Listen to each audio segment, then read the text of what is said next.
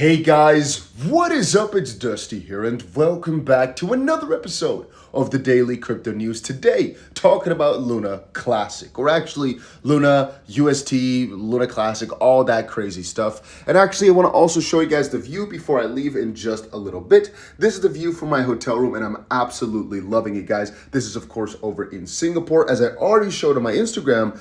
But a lot of you guys do not watch that. The pool is right over behind there somewhere.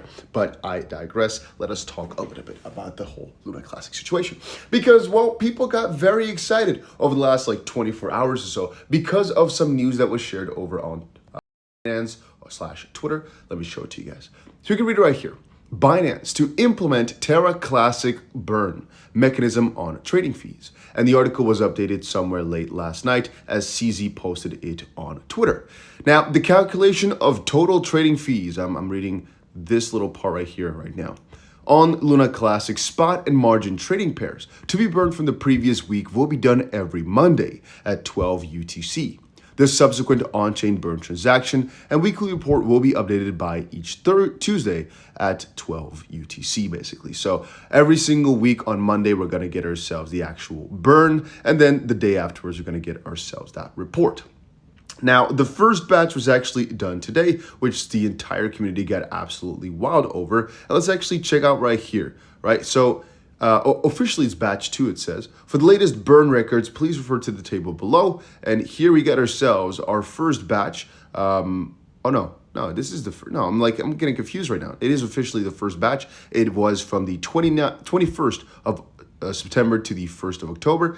The trading fees on Luna Classic spot and margin trading was a 5.6 billion. I hope I hope that's the right number. And then the trading fees on Luna Classic spot and margin trading pairs, USD equivalent, was $1.8 million. And so that, or at least equivalent to that, has been burned right now to hopefully help out the ecosystem. And you can see over on CZ's Twitter, basically, I'm not sure if I have it open still here. First Luna Classic burn, 1.8 million-ish. I know that holding your phone like this is definitely not the best way to view Twitter. Is not the best viewing experience, but I think it's the best that we can do. But CZ also put up here, last 48 hours or so, CZ, me, in some mountain in Africa preaching crypto. Binance opens 2 offices in Brazil. Binance signs an MOU with Kazakhstan. But most importantly, for all the Luna Classic people, Binance burns 1.8 million worth of Luna Classic from Binance's income. And so that leaves the question, are we now bullish on Luna Classic? Are we now excited? What are we going to do?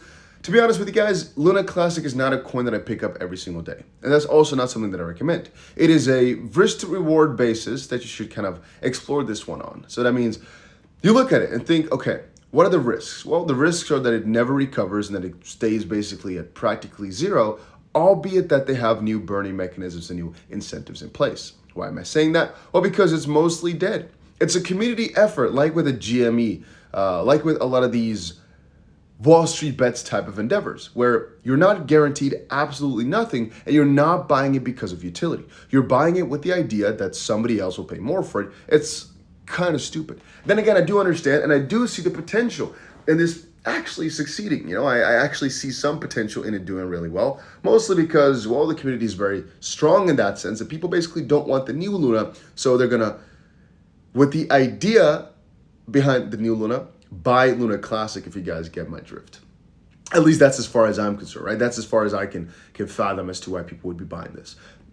As I said before, it's a risk to reward basis. You check out the risks, it can go to zero because it has almost no utility. It is a meme type of project where people are hyping it up, but that might not succeed fully. And the reward is, well, there's a massive burn happening. It's a community-driven project. And that's again my only thought as well.